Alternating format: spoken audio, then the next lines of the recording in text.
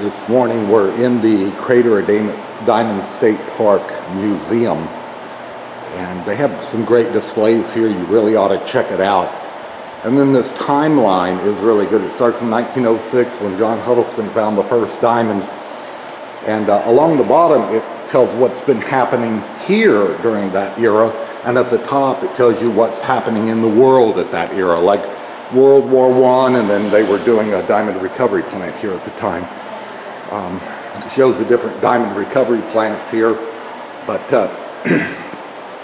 it also goes on. What I want to focus on right now is the 1948-1949 era. So it's post-World War II.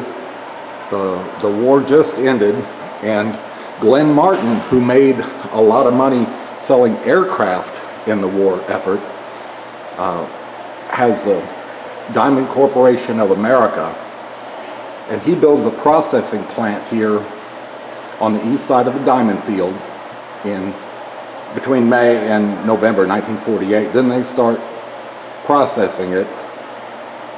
The cost at that time was $170,000, which is a lot of money then. But anyway, I want you to see these pictures of the plant and these grease tables, because we're going to go out where the plant used to sit. And there was a water tower there. So they only operated for 1 year, from November 48 till September 49. They just didn't know what they were doing and couldn't find many diamonds. But let's take off right now. I'll take you out of the museum and to a live spot. Oh yeah, when you're here, be sure to look at these 210 diamonds. White, yellow, brown, and industrial diamonds that were all found here at the crater. So when you come to the park, be sure to see the museum. So we step through here. This is the minefield. Watch this magic.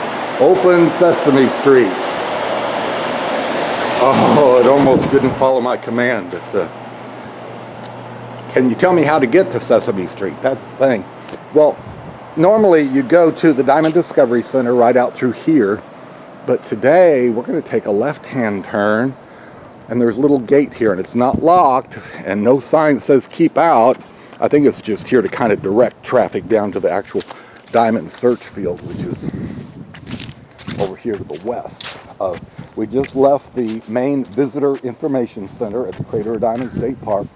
Now we're walking over, and what are these mysterious ruins here of an ancient civilization? Well, actually, these are the foundations on which diamond recovery plant of the old Glenn Martin plant used to sit on there, and now they're covered with moss, and it's all grown up. And if you look to the left, they've got some barricade up to keep people like me from walking off in there and getting hurt or something. But we'll get close, we'll take a look, we'll look over the fence and see what we can figure out. This used to support equipment and building. This is the foundation for the main plant that sat over here. And it's long gone. As I say, it operated in 1948 and 49, and then was abandoned because they didn't do well. But this is pretty cool foundation, and they've got these angled supports here, and I can't quite figure out what it all is or means, but there is a definite lower level to this. It was a large building, multi-story, and all gravel fed. They would haul diamond material from the search field, present day search field, up here, stockpile it, and then it was gravity fed downhill through all of the different washing mechanism and the jig, and finally the grease tables at the end. So let's walk around here, see if we can figure out anything else and what other mining equipment might be hidden back in here in the weeds. It's right by the main visitor center, but most people don't know it's here, back in the woods. And maybe that's a good thing. Now this is kind of cool. These are jigs, and look, you can see the pulley on there, and it would slowly feed gravel across a grease table. So these were grease tables. Looks like they had 3 in a row. One of them has lost the top deal, but stuff would go in the bins at the top, and as that revolved, it would slowly feed gravel out across this grease table, and then it would drop down over these different levels before it went off. And I explain in my DVD how to find genuine diamonds in Arkansas, how a grease table works and all, so I won't go over all of that again.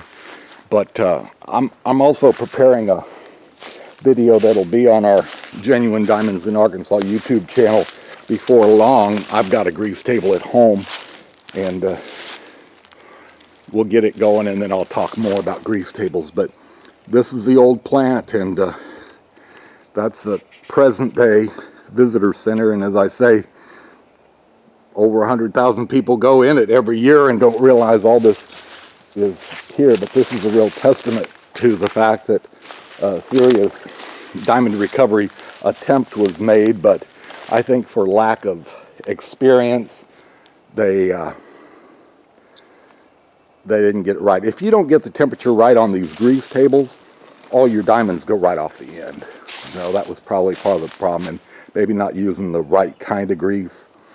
And who knows, they might have had all kinds of problems with this plant. But it just sits out here in the woods, and it looks like, you know, if you look in one direction, that you're 100 miles from civilization, but here it is, right on the edge by the Crater of Diamonds Visitor Center.